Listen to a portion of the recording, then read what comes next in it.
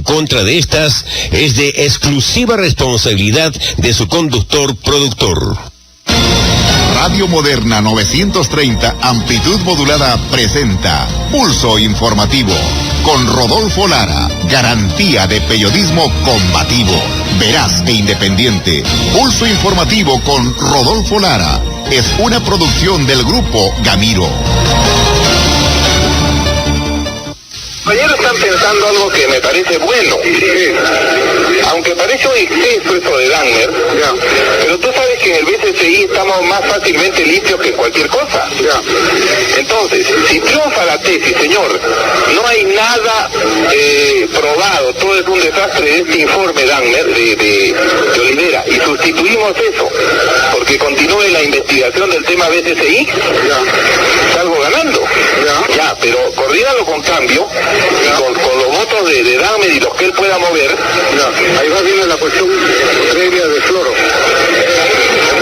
Votamos por las dos cuestiones previas, pues. Okay. Habla con Dagmer y cambio 90. A mí me parece que el tema sería sensacional. Mañana salgo yo y digo, ha quedado desmontado todo. Acá se decidirá cuáles serán los proyectos de desarrollo de Islay, de Arequipa, y el gobierno tendrá que dialogar. El presidente de la República tendrá que venir aquí y no mentir, porque si miente debe ser vacado. No he venido yo, claramente repito, a pedir votos, he venido a escucharlos a ustedes. Los he escuchado. Creo ahora que la mayoría tiene claro acá en Boca Chaca lo que realmente quieren ustedes. Y si eso es lo que quieren, nosotros los vamos a apoyar a ustedes. Y vamos a luchar para que la voz de ustedes tenga carácter vinculante ante cualquier decisión política. La minería es lo que menos empleo da. Si con 2.000 millones de dólares creo 2.000 empleos, significa que cada empleo necesita $1 millón. Carísimo. En cambio, en la agricultura, con un préstamo de $3.000, yo puedo generar un empleo indirecto más. Aquí se necesita $1 millón para crear un empleo. En la minería, aquí se necesita $3.000 o $5.000 para crear un empleo. Eso significa que la agricultura da 300 veces más empleos con la misma cantidad de dinero que la gran minería. Ya está bueno, pero estas personas no tienen corona. Estas personas no son ciudadanos de primera clase que puedan decir 400.000 nativos a 28 millones de peruanos, tú no tienes derecho de venir por aquí. El país no debe en ningún caso ceder a chantajes ni a posiciones de fuerza.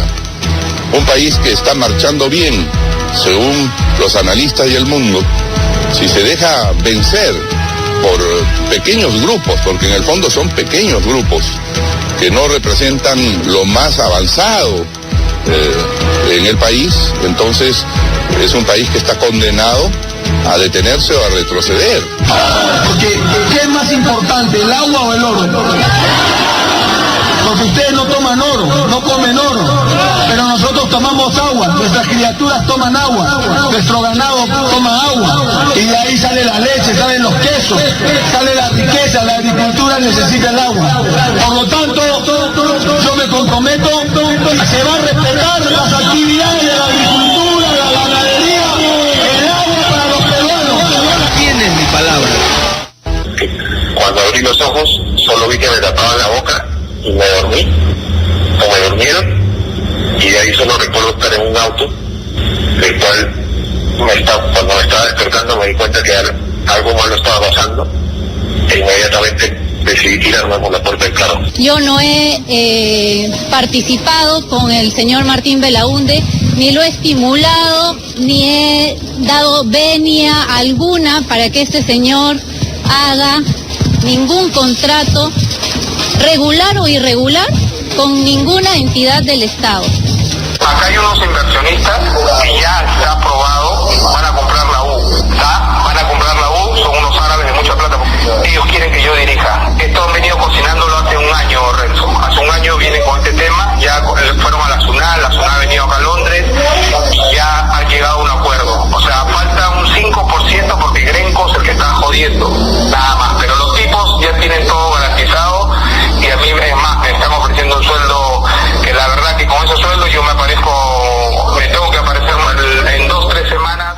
Tony, Montana, grande uomo, grande capo, Gerald, hermano. Y de pronto Gerald Oropeza era todo un personaje que había logrado incluso ocupar de manera irregular una casa en la planicie de más de 3.000 metros cuadrados, incautada por el Estado al exempresario de televisión José Enrique Crucillat. También Gerald era el hijo de un conocido dirigente aprista que fue asesinado en el 2011 en el distrito de San Juan de Lurigancho, cuando pretendía ser alcalde por el Partido de la Estrella.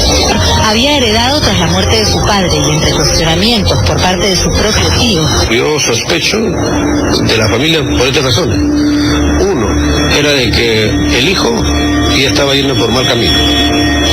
Estaba agarrando dinero de su padre, de la empresa, robando plata de la empresa. 1/3 de las acciones de la empresa de limpieza que éste había fundado.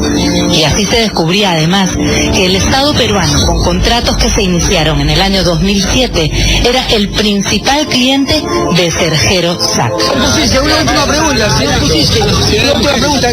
¿Quiénes son los candidatos al Congreso por Tacna? Se dice que uno de los candidatos sería un asesor del señor César Castaño, que está implicado en el tema de... No. Perfecto, señor Cusisque.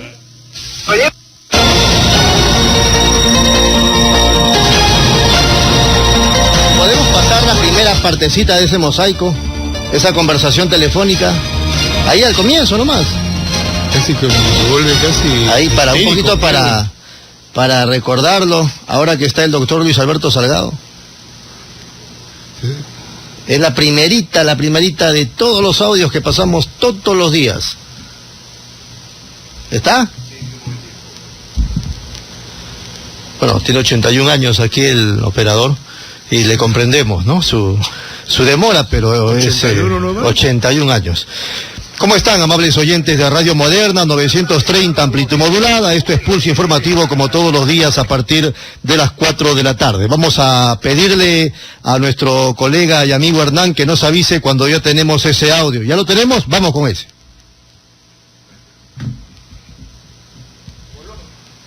Están pensando algo que me parece bueno, aunque parece un exceso eso de Dagner, pero tú sabes que en el BCCI estamos más fácilmente limpios que cualquier cosa.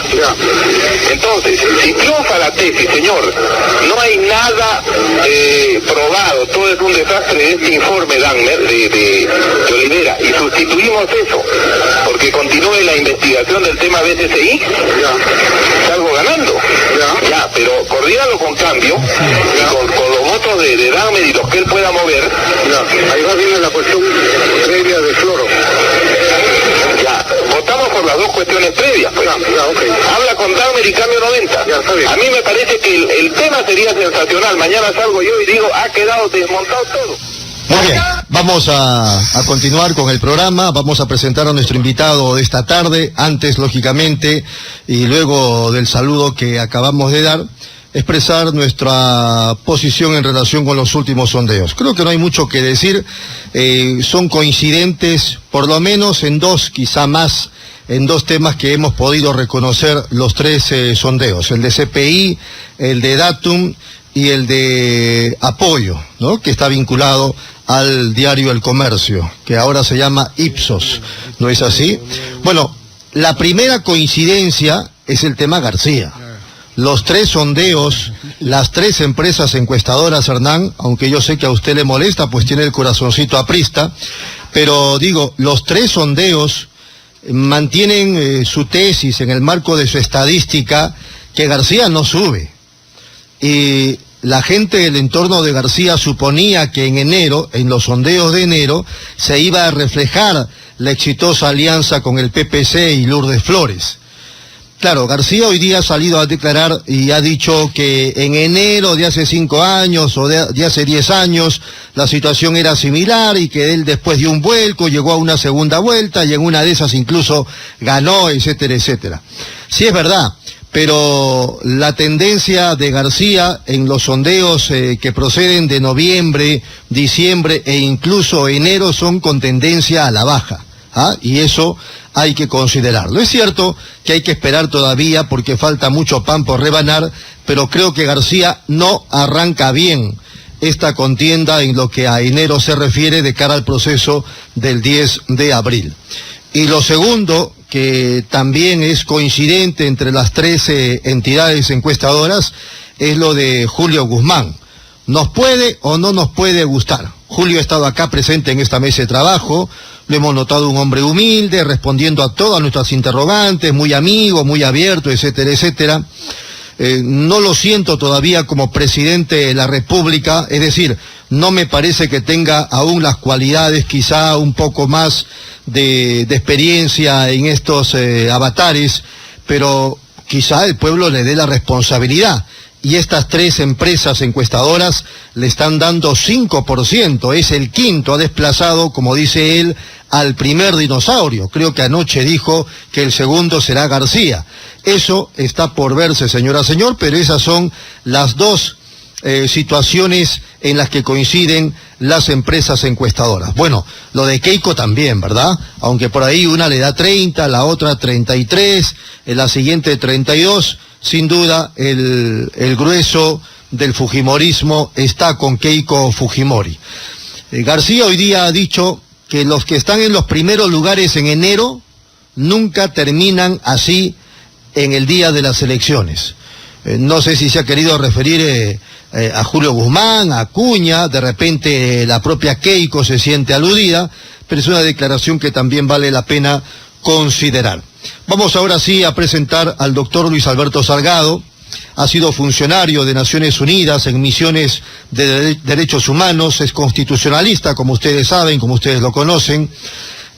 Es aprista, por lo menos de corazón, porque fue retirado, renunció al APRA, lo retiraron del APRA, malamente, ya lo hemos conversado en alguna oportunidad, y además en los últimos tiempos, en los últimos 2 años, de repente estoy exagerando, ha desarrollado una actividad política que motivó finalmente el Frente Amplio. Pero por esas cosas que él nos explicará el día de hoy, Hernán, amables oyentes, el doctor Luis Alberto Salgado decidió retirarse. Él emitió un comunicado que aquí dimos a conocer, digamos, en alguno de sus párrafos, pero seguramente que nos dará algún detalle esta tarde al comenzar la entrevista. Doctor Luis Alberto Salgado, ¿cómo está? Muy buenas tardes. Buenas tardes, Rodolfo. Un gusto estar aquí en el programa con Radio Moderna contigo. Gracias por la invitación. Muy bien. Una salvedad antes de comenzar. No soy yo solo.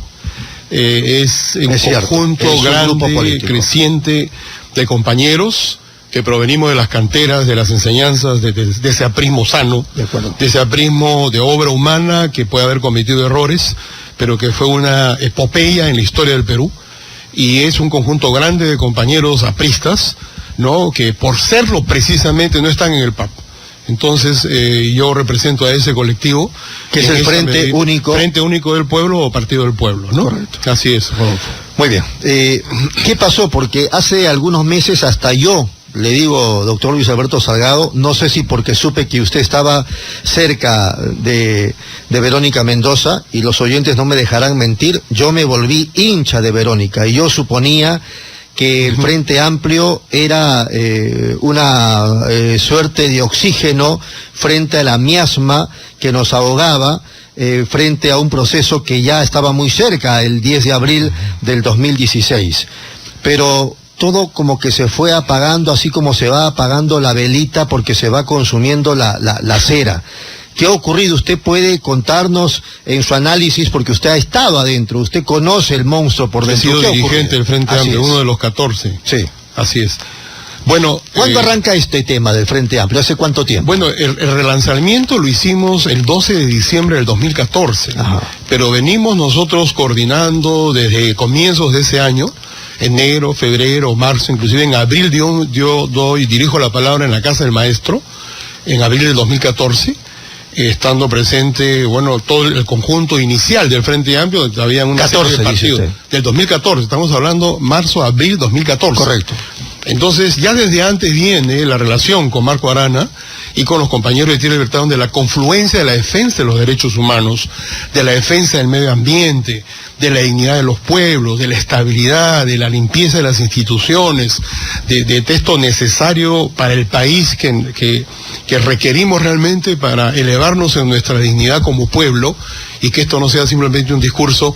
Eso es lo que nos acercó con Marco Arana, porque eso es lo que le dio nacimiento además a la primordial de la Torre, Rodolfo, ¿no? Entonces, marzo del 2014. No aparecía todavía Verónica Mendoza. No aparecía. Entonces, en abril... Usted puede mencionar, disculpe que lo interrumpa, algunos nombres, digamos, los más reconocidos, los mediáticos, porque estaba usted, estaba Marco Arana, Pedro Franque, ya estaba Marisa Grave, ¿no? Estaban los otros partidos también que después, de alguna manera, como que patearon el tablero y apoyaron a Susana Villarán, que no quiso participar en elecciones para su candidatura a la alcaldía de Lima.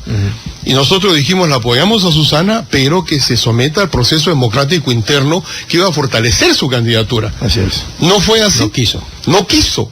Entonces, eso fue una señal negativa. Y en eso sí confluimos nuevamente los de Tierra y Libertad y nosotros como Frente Único Partido del Pueblo, fortaleció nuestro acercamiento con los compañeros de Tierra y Libertad, y pasaron los meses y luego se decide relanzar el Frente Amplio. En diciembre del 2014, el 12 de diciembre, sí, estuvimos en el relanzamiento. Ahí ya yo la conocí, ya traté por primera vez con Verónica Mendoza. Estamos hablando ya de diciembre de 2014, ¿no? Hace algo más de un año. Sí. Entonces, y en esa medida es que comenzamos realmente a alternar, a conversar, a intercambiar ideas. Verónica pertenece a Tierra y Libertad. No, ella fundó luego un movimiento Sembrar. Después, claro. Meses después. Pero ella aparece antes de eso. Claro, como congresista. Correcto. Ella había tenido ya una diferencia con Ollanta en junio del 2012. Claro. ¿No? Yo salgo y rompo con el gobierno de Humala en mayo de 2012. Luego de la discusión fuerte que tuve con Juan Jiménez Mayor, sí, por el tema de Conga, precisamente. Entonces premier. No, era primero ministro de Justicia. Correcto. Las diferencias fuertes comienzan en diciembre del 2011. Enero de 2012, por el tema de Conga. Así, eso se agudizó. Vino el tema de Conga, de la Comisión Interamericana, donde Juan Jiménez me insinúa que yo como Procurador Supranacional insinúa a mi vez a la Comisión Interamericana que las comunidades, los campesinos, los pueblos que se oponían, o los dirigentes que se oponían al proyecto Conga, que puede estarse a favor o en contra, pero no se puede decir una barbaridad, decir que eran subversivos y casi terroristas. Entonces yo le dije a Juan Jiménez Mayor, yo no he venido aquí a mentir en nombre del Estado.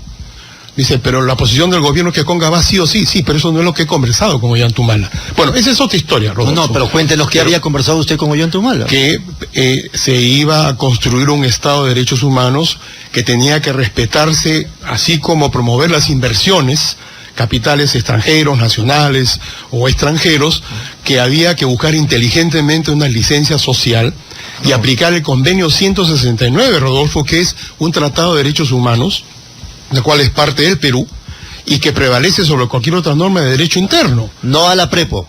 No a la Prepo, por supuesto, no ninguneando ni llamando ciudadanos de segunda o de tercera categoría, como había maltratado, ¿no?, ofensivamente el señor Alan García a esos pueblos nuestros, por los cuales Víctor Raúl y esa playa de hombres y mujeres dieron su vida.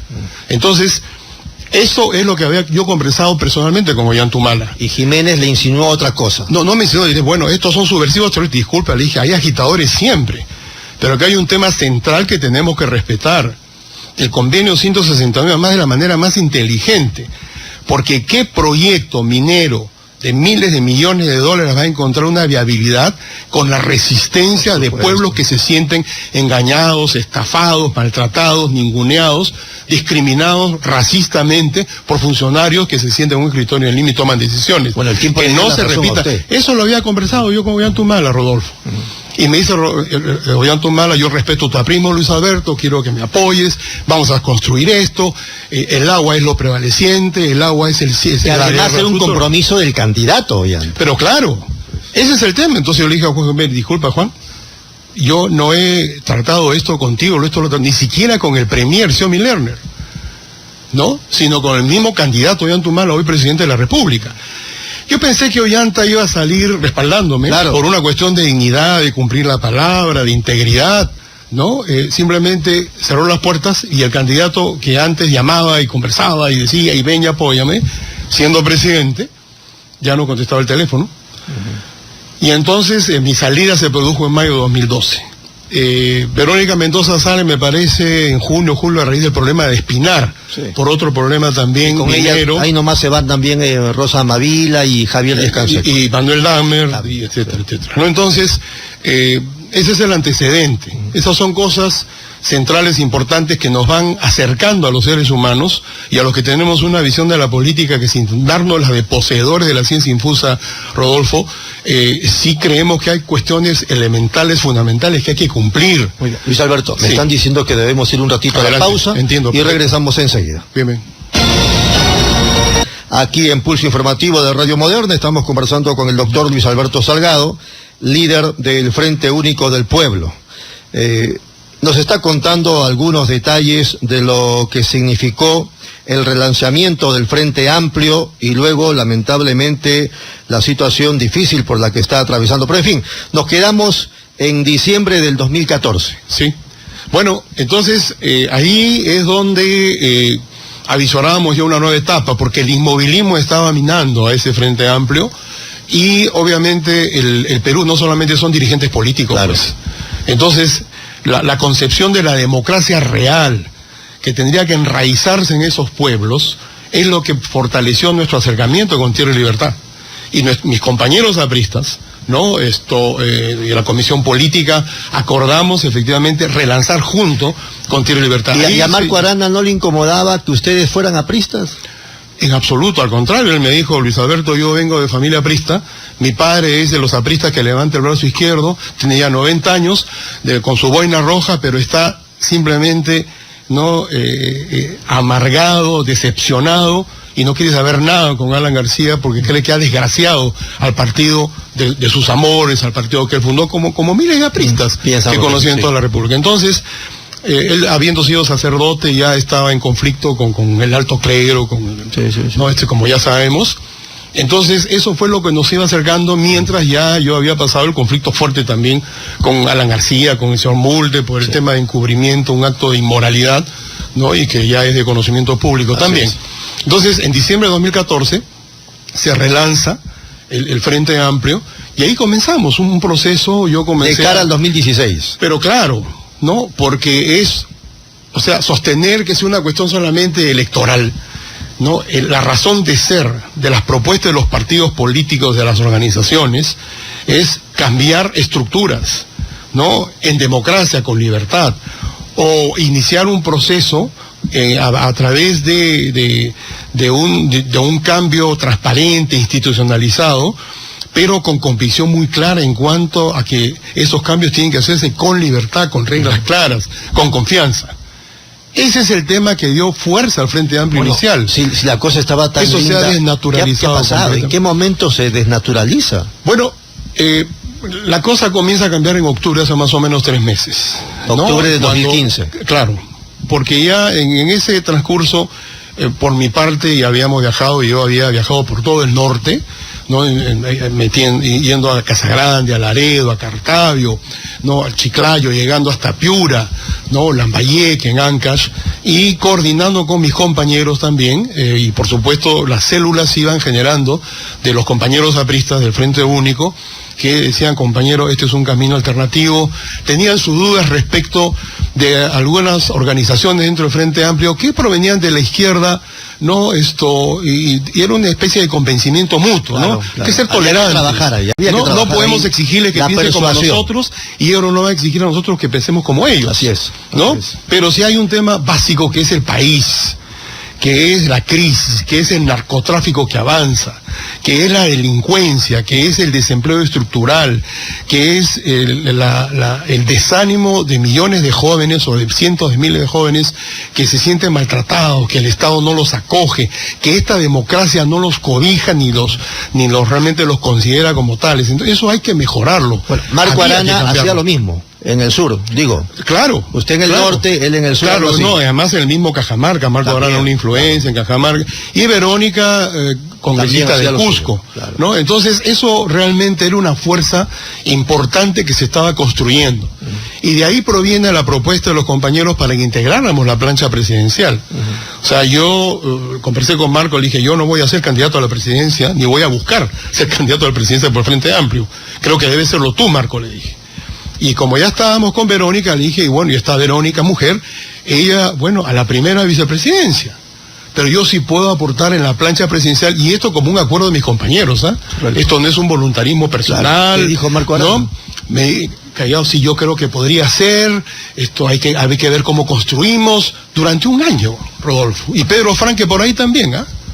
¿No? En ese entendido. Inclusive busqué una reunión y conseguí una reunión entre los dirigentes sindicales de Casagrande, ¿no? Que tú sabes que ha sido el bastión de bastiones del aprismo, donde hay compañeros apristas con compañeros que no son apristas, pero que son trabajadores y que sufren los embates de maltratos y de reivindicaciones laborales que son atacadas y que realmente se sienten ellos que tienen que reivindicarse. Entonces, eso es lo que a nosotros nos fortalece. Y yo le escuchaba a la Torre desde muy joven, ¿no? La importancia de que el Frente Único de los Trabajadores Manuales e Intelectuales se mantuviera y que fuera la columna vertebral de eso. Entonces, eso se lo transmití a Marco.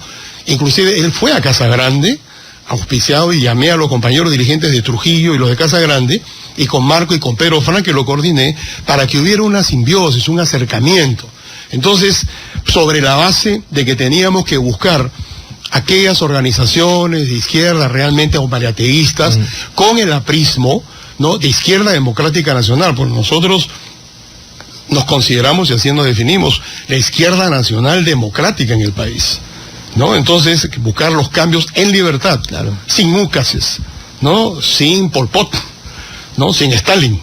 Entonces, esa fue la distinción histórica ya entre el aprismo de los años 30 con el comunismo de esos años y en las décadas ulteriores. Así es. Que además le dio la razón histórica a Aya de la Torre y a la... Entonces, finalmente, fue el antecedente, ¿no? Finalmente, usted termina como precandidato a la presidencia, si no me corrige, sí. Marco Arana igual y Verónica Mendoza. Claro, pero yo fui precandidato a la presidencia a instancias y a pedido del mismo Marco. Correcto. Y del mismo Pedro Franque en el Congreso del 18 y 19 de julio. Yo no pensaba ser precandidato. Entonces, converso con Marco y me dice, ¿y no piensas ser candidato, Luis Alberto? Le dije, tú sabes, yo apoyo con todo al Frente Amplio, pero sí creo que podemos hacer mucho desde la plancha presidencial y con compañeros nuestros candidatos al Congreso, ahí en los lugares donde el aprismo históricamente ha sido una fuerza y que está ahí latente, pero que ya no marca el PAP, ¿no? Y esa estrella porque se siente traicionado. Eso lo entendió Marco, y lo entendió Pedro, y esa era la base del entendimiento, Rodolfo. Entonces, me dice, pero yo creo que haría muy bien si es que te lanzas como precandidato, porque eso fortalecería el Frente Amplio y nos abriría a todo el país. Si eso es así, adelante. Entonces, acepto, y así nos anuncian. Y ese día, del 19 de julio, nos anuncia como precandidatos de la presidencia a Marco Arana, a un compañero Pueblo Unido que levanta la bandera del socialismo y a quien habla. Entonces Verónica se abstiene por estas semanas y anuncia después, 2 semanas después, su precandidatura, ¿no? Entonces, pero el 4 de octubre es que finalmente, como bien dices, se realizan estas elecciones ciudadanas internas. Yo ya no me retiré ni decliné, pero entendíamos que eso era un prolegómeno de la plancha presidencial. Claro. Y durante 2 semanas... Y supongo que asumían que el resultado iba a ser favorable a Marco Arana. Así es. ¿Qué pasó? Como que debió ser. ¿Qué pasó en ese proceso? Una cosa extrañísima, iba ganando Marco como por 2.000 votos de diferencia, y descubren unas presuntas irregularidades en 3 mesas en Pomalca. Presuntas. Y entonces, más o menos el 6 o el 7 de octubre, en esa noche que yo fui a reclamar por irregularidades en 10 mesas, ¿no? Que había pedido yo copias de las actas, etcétera, Pedro Franque y Marisa Glave piden la nulidad de 14 mesas en Pomalca, donde Marco Arana, y con esas mesas Marco Arana era el candidato a la presidencia. Entonces yo dije, pero ¿por qué? Si en 3 anúlense las 3 o verifíquense las 3 y las otras 11, que se vea. No, se anuló todo. Ya eso era un hecho grave, Rodolfo. Porque estábamos hablando de todo el proceso. Porque entonces si es así, y si se va a anular todo, entonces lo lógico es que se llame una segunda votación. Claro. Y en este caso un poco pidiendo a la OMPE que estuviera siguiendo y mirando, ¿no? Pero no se le cercenaba la voluntad a miles. Estamos hablando de trabajadores, de familias, de Lambayeque, en la zona de Pomalca, vinculados al trabajo azucarero, que además ha sido uno de los bastiones apristas, tú lo sabes. Entonces, inclusive, yo llego allá porque me dicen, compañero Salgado, usted es aprista, hable a los apristas allá del Frente Amplio, o a los trabajadores, ¿no? Porque sienten ellos la necesidad de que haya alguien que les hable en su lenguaje y en sus términos.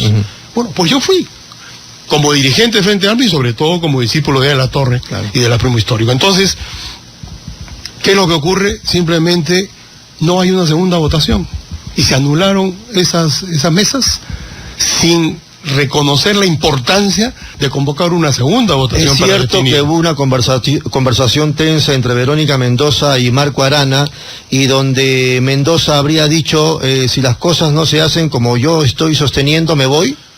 Bueno, vamos a la pausa, y después responde el doctor Luis Alberto Salgado. Ya saben ustedes, no solo nos sintonizan por los 930, también vía internet, no solo en audio, sino en video en tiempo real. Estamos con el doctor Luis Alberto Salgado, funcionario de Naciones Unidas en misiones de derechos humanos en su momento, hoy nada menos que, y desde hace ya buen tiempo, líder del Frente Único del Pueblo. Y nos está contando detalles de su lamentable salida del Frente Amplio, que como dije al comienzo de la entrevista, yo suponía que era la entidad que iba a oxigenar el proceso electoral, y lo que estamos viendo es que cada vez se apaga más. Bueno, nos quedamos en la parte que yo le planteaba la pregunta a Luis Alberto Salgado, si era cierto que se había dado una conversación tensa entre Marco Arana de Tierra y Libertad y Verónica Mendoza, pues se planteaba la idea, ya que habían tantos cuestionamientos de una segunda vuelta o un nuevo proceso electoral, y Verónica habría dicho, no, de otro modo me voy. ¿Es así? Yo no presencié esa conversación, pero sí estuve en la reunión donde estuvo Verónica, y Marco, y Pedro Franque, y Marisa Glave, y los otros dirigentes, donde uno de ellos, al plantearse una segunda votación que nosotros respaldábamos, ¿no? Uno de los dirigentes de Verónica dijo, no puede haber segunda votación, porque si hay segunda votación, van a haber muertos. Y yo entre ellos porque me han amenazado de muerte. O sea, en esos términos. Me miré con Marco simplemente, lo miramos, todos, y la decisión era que no había segunda vuelta allá en Pomalca. Entonces, claro, había habido un audio, ¿no?, de una señora a quien supuestamente le habían descubierto que estaba alterando padrones, etcétera. Pero en fin, eso era verificable y debía ser investigado. Claro. Pero aquí había un derecho superior, que es el derecho político a votar y expresarse políticamente de miles de ciudadanos, que se estaba cercenando, ¿no?, con el pretexto, ahora sí lo digo, de que había habido problemas en 3 mesas, y que se habían anulado en las 14 mesas todos los resultados. Entonces es una cosa extraña, Rodolfo, que a mí hasta ahora, comenzando a atar cabos, yo creo que ahí se originó el gran problema. Sin embargo, en aras de mantener la imagen del Frente Amplio, hubo una conmoción muy fuerte, porque durante un mes sí sabemos que las bases de Tierra y Libertad dicen no que el hombre no movieron un dedo. Dicen que el hombre primero es su carácter y luego existe. ¿Qué pasó con Marco Arana? ¿Por qué se dio? Ese es un gran enigma, Rodolfo, ¿no? Yo creo que ahí él no ejerció el liderazgo que debía ejercer. Yo además lo he conversado con él, porque hubo un nivel de aprecio y de acercamiento, casi hasta fraterno en algún momento, ¿no?, por distintas razones, ¿no? Porque yo lo he dicho además en 2 discursos, en el mismo Congreso del Frente Amplio, el 19 de julio, cuando estábamos los 3 precandidatos anunciados en ese momento, donde yo elogio, ¿no?, y hago un reconocimiento a la trayectoria de lucha de Marco Arana. No olvidemos que lo habían golpeado, lo habían torturado, ¿no? Y realmente es un líder que es apreciado, y yo lo verificaba. Entonces, eso se mantiene, y por eso es que hasta ahora no logro entender por qué Marco no ejerció ese liderazgo y no exigió una segunda votación ahí en Pomalca, donde sabíamos que además él había trabajado como cuando estudiaba para sacerdote, cuando se preparaba, y ese activismo que él siempre ha tenido. Lamentablemente, le ganó la bondad a Marco Arana. No sé si bondad sea la palabra, por favor. Tolerancia. Por favor, o sea, es que una cosa es ser tolerante con los diferentes, y otra cosa es ante una situación que se comienza a mover un barco y se comienza a hundirse y a naufragar un proyecto. Oye, esto hay que tener las cosas muy claras. Aquí la voluntad popular hay que respetarla y hay que canalizarla. No podemos aplastar la voluntad de 3.000 o 4.000 o 5.000 ciudadanos porque alguien dice que hubo irregularidades en 3 anular o en 14 mesas por 3 irregulares. No, pues. No, entonces si se anula, oye, ya eso era una barbaridad anular las 14.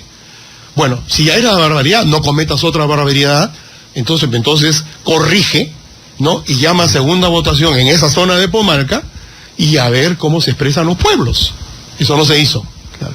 Y porque ya casi no hay ninguna duda de que si se producía esa segunda votación, Marco Arana era el candidato a la presidencia por el Frente Amplio. Sin ninguna duda. Entonces, ahí comenzaron realmente un poco a malograrse las relaciones. Dígame, doctor Luis Alberto Salgado, ¿por qué a esa causa también, no la respaldó, no la apoyó Gregorio Santos y el MAS? ¿O son posiciones distintas, encontradas? Habían conversaciones, incluso yo sé que Marco fue 1 o 2 veces al mismo Piedras Gordas a conversar, porque indudablemente lo de Gregorio Santos, esa carcelería, no obstante, yo no he visto directamente el expediente, pero sé que hay un empresario que dice que le había entrado algún dinero, y sobre esa base es que pidieron esta carcelería preventiva que está hasta este momento. Pero, doctor Salgado, ¿no? Son más de 20 meses, ¿sí? Y no tiene sentencia, no tiene proceso judicial, no tiene acusación fiscal. Claro, esto sabe que, Rodolfo, mira, yo he estado muy de cerca, y como se dice, conocer el monstruo por dentro. Yo sí conozco al monstruo por dentro, sí lo conozco. Y en el mismo Ministerio de Justicia, que es la instancia de coordinación entre el Poder Ejecutivo, el Poder Judicial y el Ministerio Público. Y el poder político que se emplea desde el Poder Ejecutivo para bien, está bien cuando se respeta el principio de equilibrio de poderes y la separación de poderes del Estado. Pero ese poder político, cuando hay una intención malsana de defender intereses protervos de ese Estado mismo, se puede también emplear malamente. Y se puede empezar a arrinconar a dirigentes. Y aquello que debió ser en comparecencia, como bien dices, no, simplemente fue una carcelería que se mantiene hasta hoy, que además lo victimizaron. Claro. Porque estando en la cárcel ha ganado presidente del gobierno regional, no, bueno, ahora es gobernador, le llaman ahora, de Cajamarca, y subió a 40 y tantos %. Otra figura es a la nacional, pero sí pudo haber habido un acercamiento donde quizás Gregorio Santos hubiera podido entender que lo mejor para él era decir, bueno, respaldo al Frente Amplio, ¿no? Y más allá de exigir puestos en tales o cuales, ¿no? Pues aquí está nuestro apoyo y respaldo. Goyo Santos debiera ser un líder nacional a partir de la carcelería injusta que tiene. Es evidente que ha habido, claro, no tenemos, por lo menos yo no tengo la prueba, usted tampoco, pero en la suspicacia y en el análisis tiene que haber habido, ya que usted menciona el Ministerio de Justicia y cómo desde ahí se manejan muchas cosas, Goyo Santos debe estar una confabulación entre las transnacionales y este gobierno. Pero así es clarísimo. Ahí también en el tema, por ejemplo, mira, lo que se llama la jurisdicción procesal para llevar a cabo casos en los cuales, por ejemplo, campesinos o dirigentes comunitarios, ¿no?, denunciados en Cajamarca o denunciados en Espinar, que deben ser procesados en Cajamarca o en el Cusco mismo, simplemente se les traslada para ser procesados en Lambayeque o en La Libertad, y a los del sur, Arequipa. Donde se traslada esa jurisdicción es realmente, ya no es el juez natural. Entonces, pero eso se hace cuando hay una intención política de que no puedan defenderse esos dirigentes. Entonces, el acorralamiento de estos dirigentes sociales, la criminalización de la protesta social, que creen que eso es una salida muy inteligente, y yo lo he visto, y de ahí una de las discrepancias que tuve también con Juan Jiménez Mayor, que se utiliza el poder del Estado para aquellos que protestan, acusarlos de subversivos, de obstaculizar, de alterar el orden público, y viene la sanción fuerte, el proceso de 5 u 8 denuncias que les clavan, y esa es la manera de ir mediatizando y arrinconando a los dirigentes sociales. pero la furia y la cólera también se va acumulando. Así es. Entonces, esa es la manera que se tiene, ¿no?, de ir avanzando en la destrucción de las bases del contrato social, del entendimiento entre el país. Eso no lo entienden las dictaduras, y no lo entienden los gobernantes oficiales o funcionarios de gobiernos democráticos que están sentados en un sillón muy cómodo en Lima y que toman decisiones que van a afectar a miles de ciudadanos a cientos o a miles de kilómetros de distancia.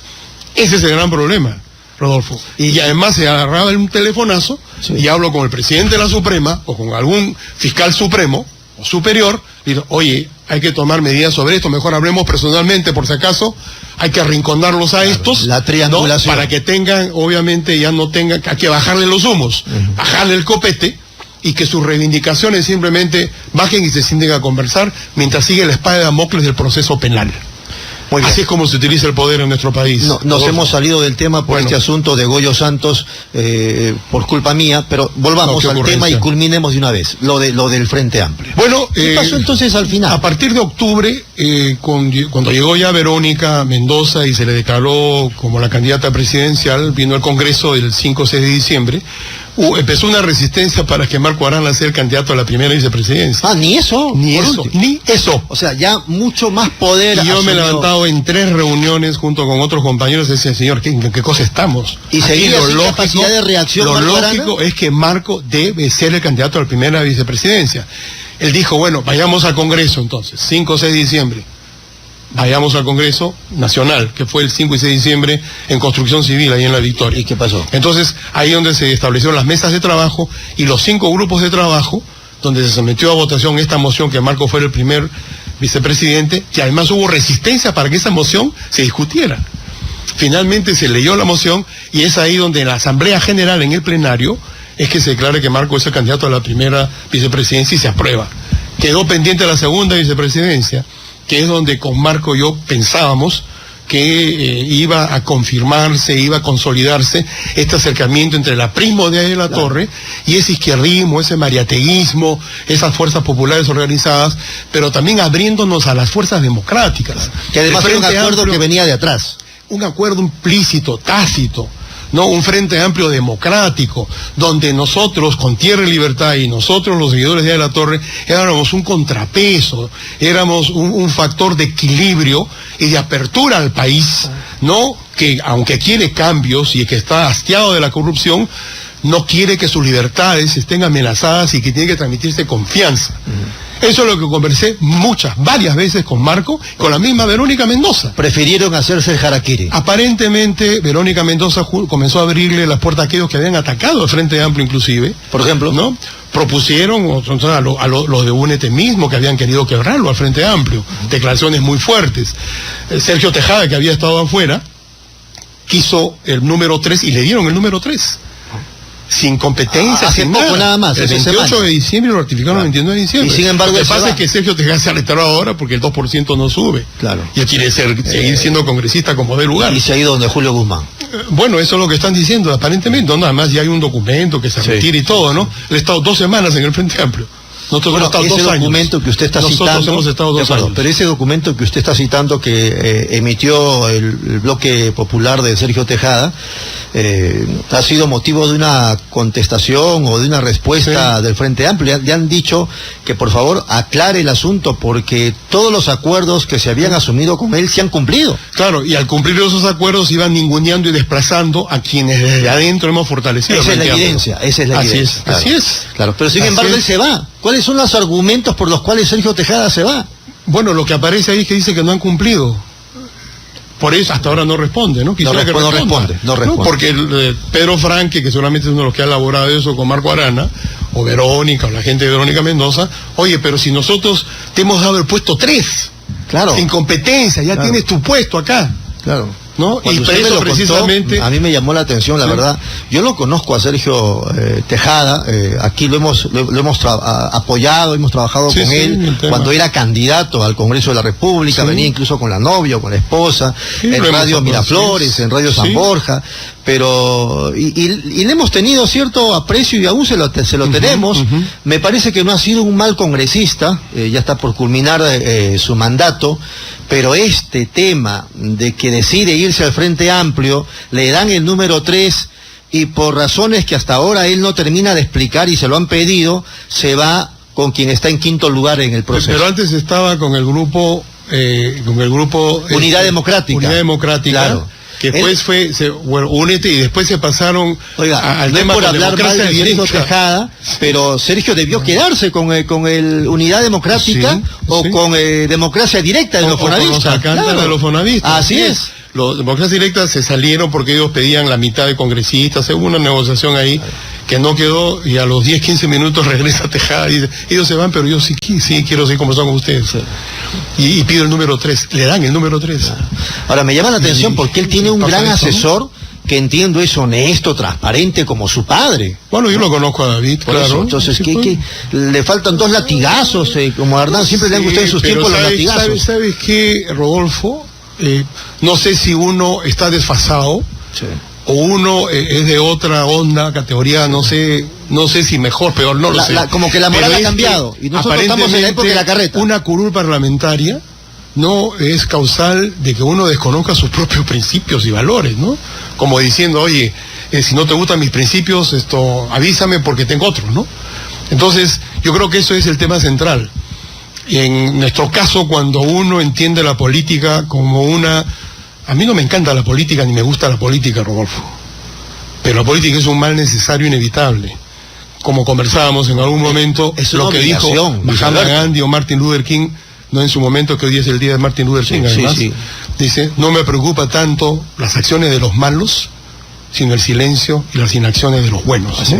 Entonces, si no entramos en política realmente pasa lo que pase y entonces comienzan a caerse las naciones, los imperios, las grandes y monumentales obras comienzan a desmembrarse cuando eso no viene acompañado de principios y fundamentos. Entonces, este es un tema central. Es una obligación moral participar en política. Es importante, así es, y es importante estar en el Congreso y tener una mayoría sin faenones, sin comiolos, ni robacables, ni lobistas, ¿no? Hay que limpiar y sanear, pero lamentablemente esa es la lucha permanente. Entonces, saber distinguir esto y de que uno no viene, como decía Aya de la Torre, ¿no? Maldigo con toda la fuerza de mi convencimiento a los que hacen de la política un vil negociado culpable.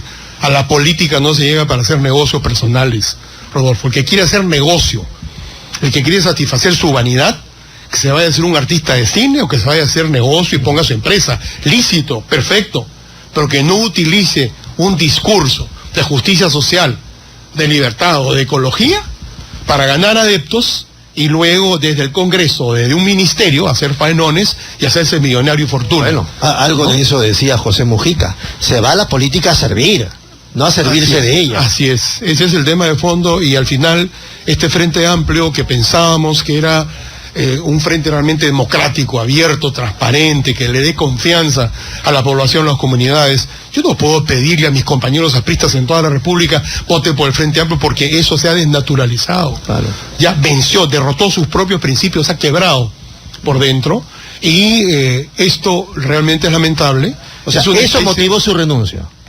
Claro, además no es una renuncia personal. Esto lo hemos conversado con mis compañeros, la Comisión Política, lo hemos compartido con los compañeros del norte, ¿no? Con los del sur, los de Lima y Callao, porque además ha habido un maltrato a los compañeros nuestros que fueron candidatos en las listas también. Sí, inventan en la hora undécima, aquí en Lima, por ejemplo, los únicos 3 candidatos que presentamos, cuando yo estuve ausente ya el 21 de diciembre que viajaba, cambian el protocolo electoral, con lo cual violan la ley, inventando solo para Lima el requisito de 350 firmas. Yo me enteré al día siguiente, ya en medio de Navidad, víspera de Navidad. Y los compañeros, que eran 3 precandidatos, uno de ellos dijo, ¿qué cosa es esto? Es un juego, esto es jugar sucio. Los otros 2 pidieron una prórroga, pero por lo menos de 72 horas más. Nada. Bueno. En este momento no hay ni un solo candidato del Frente Cívico del Pueblo en la lista por Lima, y a los del norte también fueron... Entonces, mientras ocurría lo de la ese es el estilo, ¿no?, de la izquierda peruana. Bueno, por eso está esa izquierda, y por eso está atomizada. Hay que aclarar que no la izquierda, sino la izquierda peruana. Bueno, así, y por eso está atomizada esa izquierda, ¿no? Y nosotros hicimos un esfuerzo, y por eso es que hemos salido del PAP también. Porque ese juego artero, sucio, es que ha destruido a ese aprismo fuerte, a ese partido aprista de nuestros padres y de nuestros mayores. Entonces, salir de ello para encontrar lo mismo acá, discúlpenme, señores, suficiente, ¿no? Vamos a la pausa y regresamos con la última parte de la entrevista a Luis Alberto Salgado.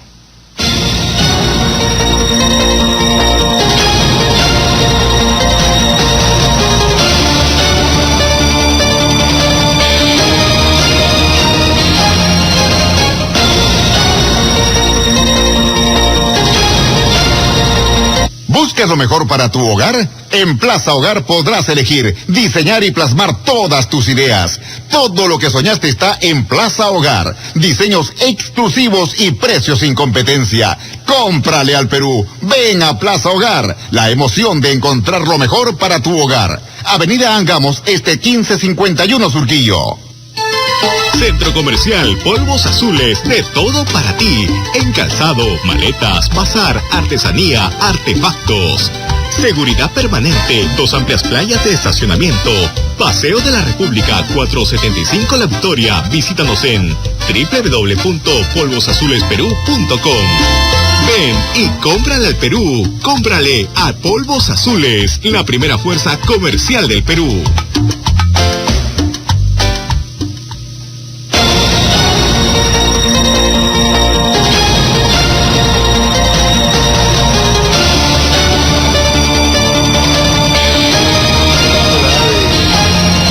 Atentos a la hora, son las 4 de la tarde con 55 minutos, 4:55. El tiempo pasa volando. Estamos ya culminando la entrevista con el doctor Luis Alberto Salgado. Y queríamos una percepción suya sobre el proceso del 2016 a propósito de los sondeos de Ipsos Apoyo, de Datum y de CPI respecto de quienes están en los 5 primeros lugares, doctor. Bueno, yo no quiero especular tanto. Dicen que la especulación es un aspecto pobre de la política. Lo que sí podemos ver es lo que está ocurriendo, y efectivamente las encuestas sirven un poco para ver tendencias, ¿no? Hay encuestas y encuestas, siempre sabemos, ¿no? Pero estos 5 primeros lugares, primero que son ahí donde debería estar, y en un momento se lo dije a Marco y a Verónica mismo, pues para diciembre deberíamos estar en sitio con 8%, para diciembre. Para enero ya bordeando el 10%, o sea, yo, porque sí lo creía y lo creía, estaba convencido que podíamos hacerlo, porque había una voluntad de victoria que teníamos que materializarla, dirigiéndole y hablándole al corazón y a la conciencia de los pueblos. Claro, la mesa eso por un lado. Eso por un lado, porque habían condiciones. Así es.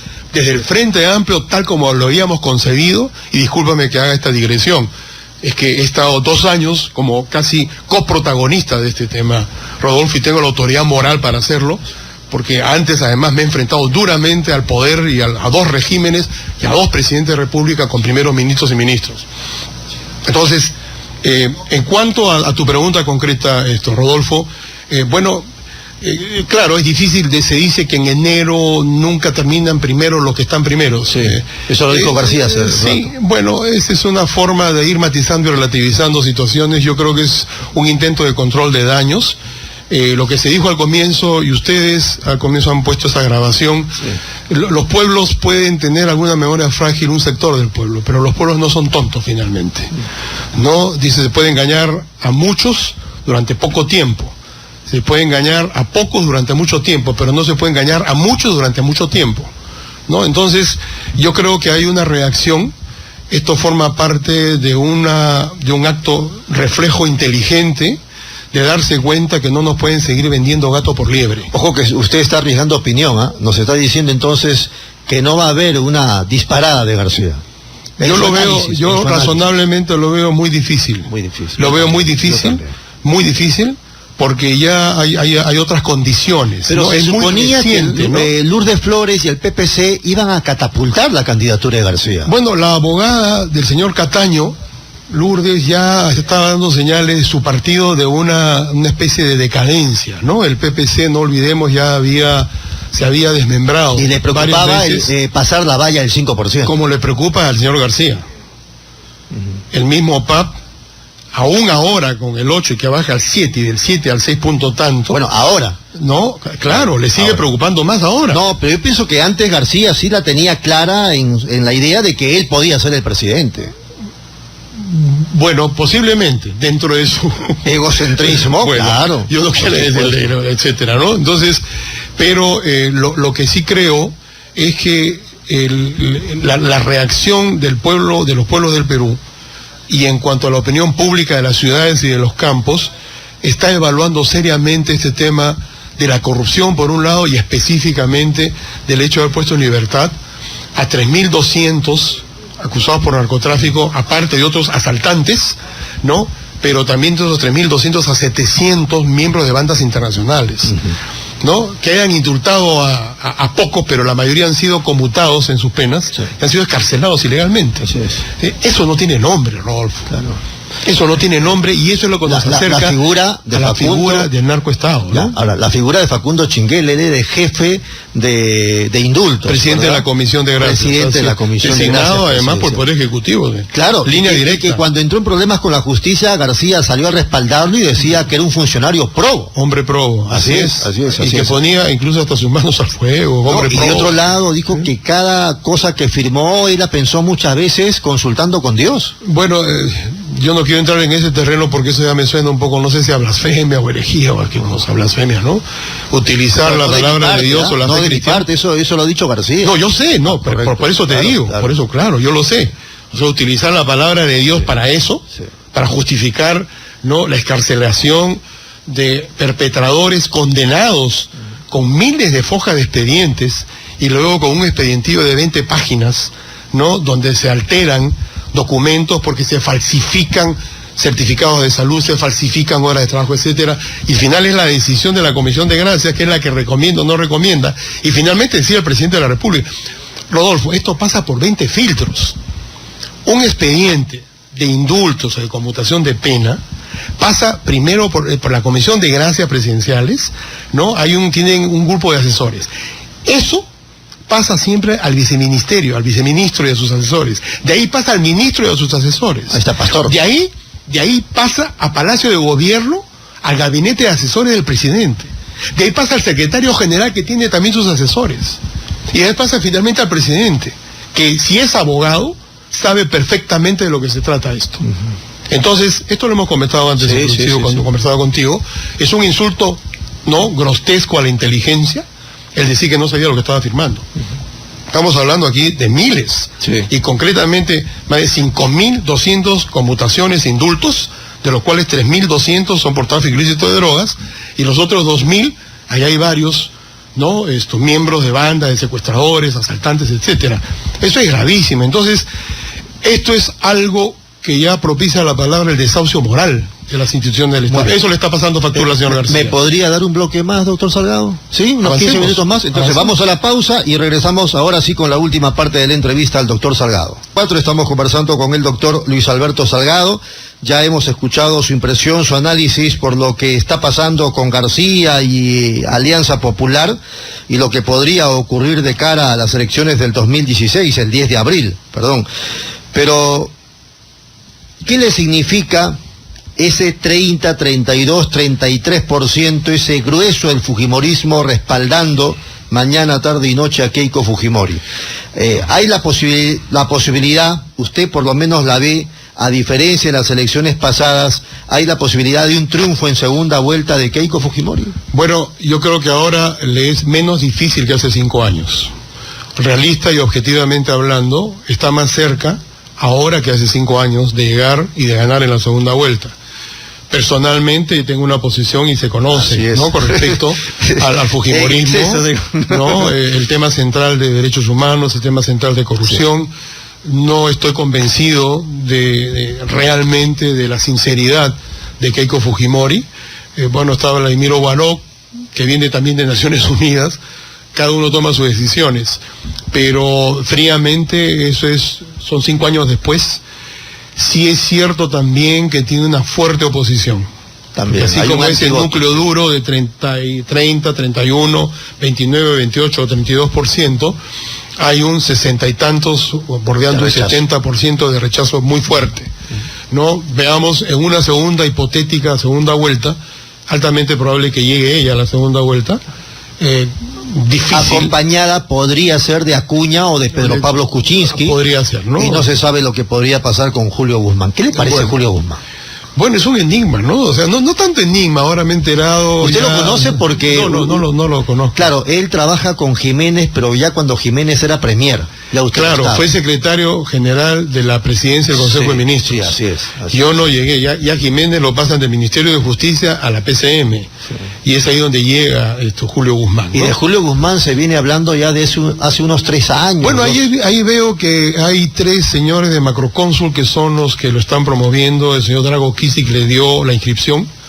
No, está con un lenguaje. Claro. Explíquele a los oyentes qué cosa es. Bueno, es una consultoría de publicidad y de orientación de negocios importante, ¿no? De gente. Inclusive ahora he leído algo sobre ello. Julio Guzmán. Y que cobra rico, ¿ah? Pero claro. Alguien debe estar financiando a Julio Guzmán. Ese es el tema de fondo. O quizá los Belmont Anderson. Ese es el tema de fondo también, que hay que preguntar de dónde pecata mía, ¿no? Porque en estos tiempos donde no se conocen a ciencia cierta de dónde provienen los fondos y después se descubren, hay que tener cuidado sobre eso, ¿no? Respecto de Keiko Fujimori, sí creo que hay que tener en cuenta este tema del techo que se tiene, pero por otro lado también, ¿por qué ese 30%, 29%? Aquí hay claves, nuevamente, que le hemos conversado y se la dije a Marco Arana y a Verónica Mendoza en su momento y a Pedro Franque, compartiendo con Marisa Glavi. Los pueblos no piensan, no votan ideologizadamente. Ese 30% no es porque sean fujimoristas, ¿no? Igual que el tema de Acuña, no es porque sean acuñistas. Claro, sino porque, por ejemplo, en el caso de Fujimori, o les puso la pista, claro, el colegio. Claro. Y hay algo ahí, hay ciertas claves que hay que entender, ¿no? Y hay cosas importantes que hay que con las cuales dirigirse a los pueblos, al individuo y a la persona individual, para tratar de conectar, de sintonizar, llegar a la inteligencia, pero también llegar al corazón, Rodolfo. Entonces, este es un tema de fondo que aparentemente quienes están en política y que creen a 35 o a 38 o 40 años que ya son poseedores de la ciencia infusa y que se la saben todas, ¿no? Y al final puede terminarse haciendo un desastre, un tremendo fiasco, no se entiende. Entonces, yo creo que por ahí va la cosa, ¿no? Sí creo que hay que buscar también un entendimiento. Nos está diciendo en otras palabras que con inteligencia se le puede derrotar a Keiko Fujimori. Yo creo que sí. Con capacidad de sintonía con el pueblo. Sintonía, conexión y pero también con sinceridad, Rodolfo. No es solamente armar un buen discurso. Claro. Y no solamente una feria de diagnósticos, que el papel aguanta todo. ¿No? El mismo Julio Guzmán está diciendo ahora, primero que dijo hace poco, que había que derogar la ley de consulta previa, y ayer ha sostenido que se desdijo, ¿no? Entonces, ¿en qué situación estamos, no? Al comienzo, que no estaba de acuerdo, no opinaba sobre el tema de la unión civil, y después ha dicho que sí. Y ya sale un señor a declarar, el señor Nando Guerra García, a decirle que salió del closet, o sea, como si fuera ofensivo. Yo sí creo que es una cuestión de derechos humanos, ¿no? Y no voy a tener temor de que me digan que he salido del closet o no. Si uno fuera gay, pues que lo reconozcan, ¿no? Claro. Pero si no soy, no, pues. Así es. No es un demérito. Entonces estos son temas fundamentales que revelan la integridad de un candidato o de una candidata. Porque hay que abordar estos temas con apertura, con valentía, también con humildad. Entonces, creo que desde ese punto de vista hay que fortalecernos entre nosotros. Creo que hay que establecer una relación civilizada, inclusive con los sectores de pensamiento conservador, inclusive neoliberal. ¿Lo ha escuchado en la entrevista que le hizo, creo, ayer Cuarto Poder a Alfredo Barnechea? No tuve oportunidad de hacerlo. Pero en algún momento... Lo conozco, Alfredo, muchos años. Yo sé, pero lo he escuchado en su discurso, en el discurso que está usando para las elecciones. Bueno, ya está cuestionando el modelo económico. Sí. ¿No? Claro, pero ya viene de hace meses, ¿ah? Claro, sino que no le habían dado mucha bola. Sí, Alfredo va por ahí, él se da cuenta que hay que... Es un tipo confiable. Empezar a sintonizar, ¿no? A mí también me ha engatusado su discurso, me gusta su discurso. Yo digo, puede ser, aunque se ríe Hernán, que ya tiene 81 años y ha visto muchas cosas, bueno. Alfredo es la antítesis de García y puede ser distinta cosa que Keiko, puede ser un hombre en el que se confíe, no sé. Con Alfredo nos conocemos ya más de 40 años, nos conocimos en la Universidad Católica, ¿no? Él estaba en otra facultad, yo estaba en Derecho. Yo tenía un activismo político más ya en la universidad, él no tanto, estaba un poco en las cercanías. Yo no tengo razones para pensar que Alfredo Barnechea sea un demagogo, un mentiroso, un corrupto. No las tengo, ¿no? Dentro de lo que hay, si Alfredo Barnechea realmente comienza a expresar sinceramente, auténticamente, lo que él piensa, lo que propondría, lo que haría en el país, me da más confianza de lo que podría ser un joven que recién llega o de lo que ya conocemos, ¿no? Claro. El mal ya conocido, ¿no? Entonces, yo en ese sentido no quisiera dar de ninguna manera, y no soy juez de nadie, pero sí puedo evaluar políticamente que Alfredo Barnechea podría, si mueve bien y se desplaza bien y logra conectar. Se pone aquí las zapatillas, un polo, ¿no? Claro, sube el cerro. Son recomendaciones que le pueden hacer. Son aspectos formales, que son exteriores, pueden ser importantes, sí. Pero la autenticidad en el planteamiento es lo central. ¿Quiénes son los grupos, cuáles son los grupos económicos, ¿no? ¿En qué términos se hablaría? Y la autenticidad de lo que está proponiéndole al país, si realmente eso es lo que concretamente haría. O sea, eso yo no lo puedo decir. Eso será determinado. Del dicho al hecho hay mucho trecho. Eso será determinado por el mensaje no verbal que finalmente Alfredo Barnechea le da a la población. ¿No? Entonces, él no está con Acción Popular. Él ha tenido, sí, yo sé, algún distanciamiento con García. Fue de mucha confianza de él, fue candidato a la alcaldía de Lima. Le ganó Alfonso Barrante Lingal, le ganó en el año 83, me parece.